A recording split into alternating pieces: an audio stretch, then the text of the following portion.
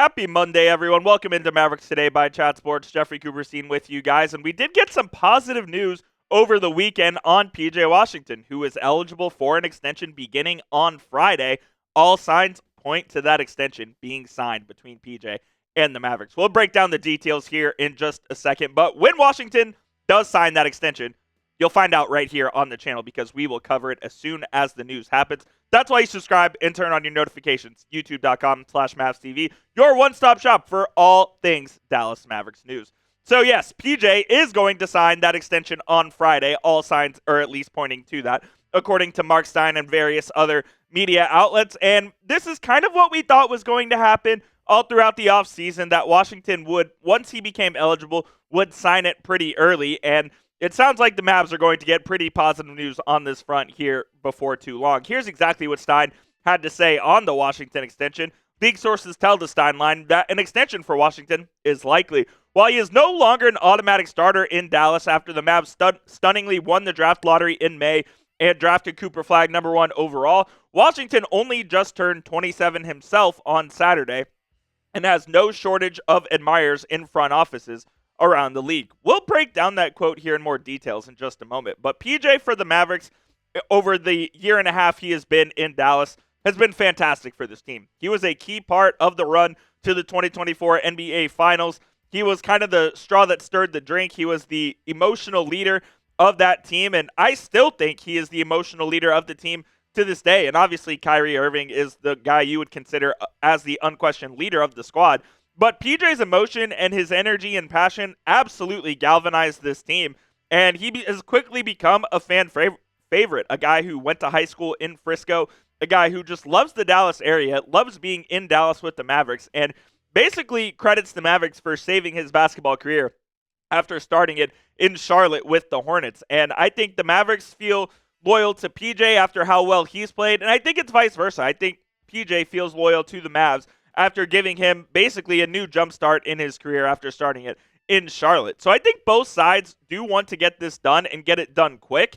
Hopefully it's at a number that both sides can agree on and there won't be much of a negotiation that ends up happening. The max contract that PJ can sign is 4 years and $90 million. And I do think it'll be somewhere pretty close to that, as he was making, in the mid to high teens, around $15 to $17 million over this previous contract that he had. Washington will factor heavily into this team's rotation. Now, obviously, Cooper Flagg was drafted number 1 overall. He's going to take up a wing spot. But then you have a bunch of other guys out there like Washington, Najee Marshall, Caleb Martin, and Olivier Maxence-Prosper, who all play a similar position of the wing. And we're not really going to say that, there's guards, forwards, and bigs like this. The wing guys can play basically 2 through 4. I think you're going to see a lot of Cooper Flagg at the 2. You're going to see a lot of PJ at both the 3 and the 4, and maybe even some small ball 5 like we saw last season. You'll see Najee Marshall even play some point guard at some points this season, in addition to playing on the wing as well. So the Mavericks do have a lot of wing depth and a lot of versatility there as well. And PJ will factor heavily into that, of course. But the thing that I wonder about his contract is, how long is it actually going to be? When you take a look at the Mavericks' core players and who they have under contract through what years, Klay is under contract for 2 more seasons. The same goes for Najee Marshall. Anthony Davis under contract for 3 more years. Kyrie as well, if he picks up that player option in 2027-28. And then Daniel Gafford also signed a 3-year extension this offseason, which will keep him under contract through 2029. So if PJ Washington were to sign a 4-year deal, he would be under contract through 2030. And I would assume that the last year of that deal would probably be a player option of some sort. I don't know exactly how the Mavericks want to structure that, but I do know that they would like to keep in mind the overall roster construction of the team and where everyone is at and where their contracts line up. I really believe this team thinks their window is 2-3 years at the max, so maybe it's Washington getting a 4-year extension, but that 4th year ends up being a player option, so it's really a 3+1. I could certainly see that being a deal that Washington and the Mavs agreed to. But one thing I thought was interesting, and I want to revisit from Marc Stein's quote. He said he's no longer an automatic starter on this team. And all throughout the offseason, we've heard that, PJ Washington's still going to be in the starting lineup alongside Cooper Flagg. So basically for the entirety of the offseason, this is how I've had the Mavericks starting 5 penciled in when they're healthy. Obviously, Kyrie at the 1, Flagg at the 2, Washington at the 3, Davis at the 4, Lively at the 5. But do we have to start thinking about PJ Washington as a potential bench option? And which is, to be honest, something that I would have personally considered in the first place, because I think if you're putting another guy in the starting lineup instead of PJ Washington, I think it would be Klay Thompson, and it's essentially between those two for the final spot in the starting 5. Like, you're obviously starting Anthony Davis. You're obviously starting Cooper Flagg. You could argue that you could start Daniel Gafford over Derek Lively. I could go either way on that one. But basically, there is one spot up for grabs there in the starting lineup, and it's between Klay and PJ. And I wouldn't hate either way. I think Klay could be a really good six-man off the bench and a little change of pace guy, but I also think Klay could help the starting lineup as well. He's basically been a starter his entire career, so him coming off the bench would certainly be something new to him. I think he would also kind of embrace the new role of coming off the bench. And look, he played 27 minutes a game last year. I still think if he came off the bench and was the 6th or 7th man, he'd still play 25 to 26 minutes a night, so I really don't think that would factor into anything.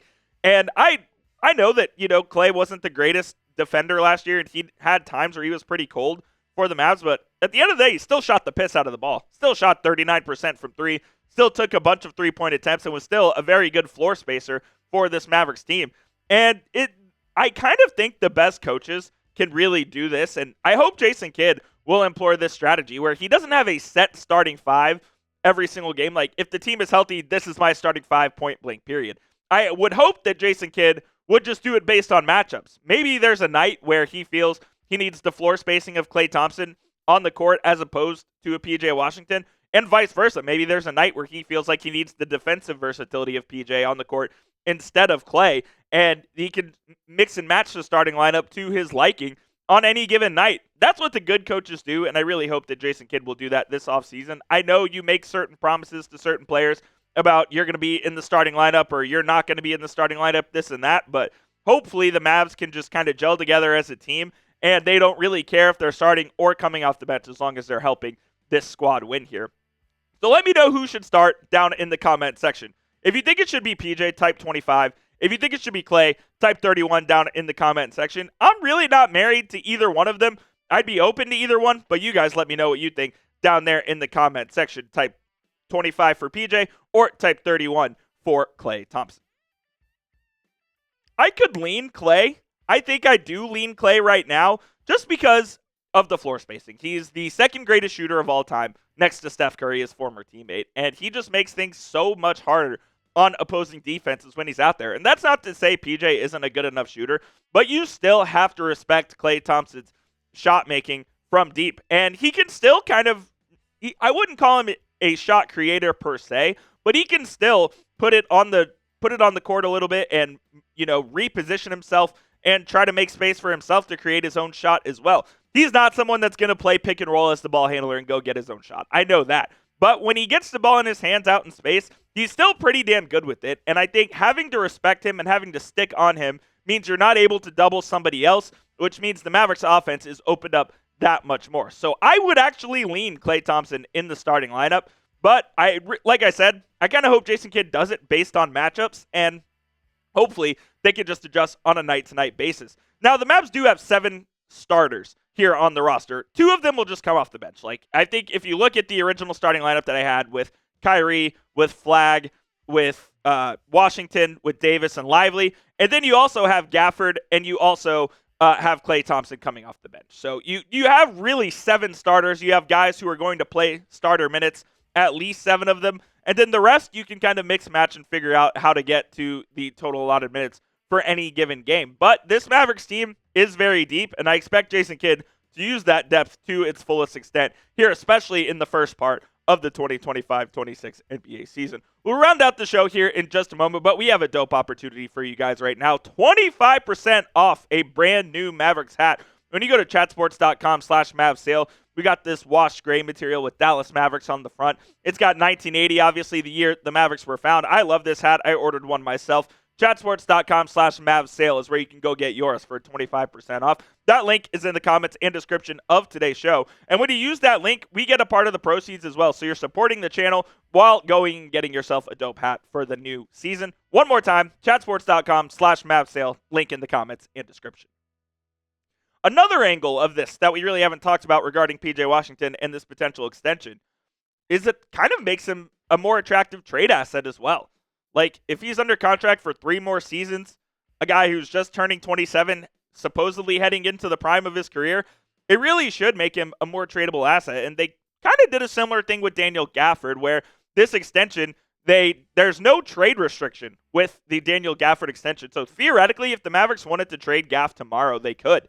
Now, I'm not saying that they're going to, and I'm not saying they would do the same with PJ, but the extension certainly does make him more attractive to teams in maybe a bigger package for a potential star. And ESPN put this out the other day on the next star to request a trade. And you have the likes of Giannis, you have the Zion, LeBron, Ja, Trae Young. Look, the only guy on this list that the Mavericks would even be remotely interested in trading for, in my opinion, would be LeBron James. Now, of course, if they had the chance to trade Giannis, and if Giannis said, I want to go to Dallas, make the deal happen, then great. But I just don't see that happening. LeBron could be a potential possibility, but at the end of the day, I really don't see the Mavericks as a major factor in trading for a star, especially right now or even at the deadline. There's a very, very small chance they could go out and get LeBron James. I wouldn't hold my breath on it whatsoever.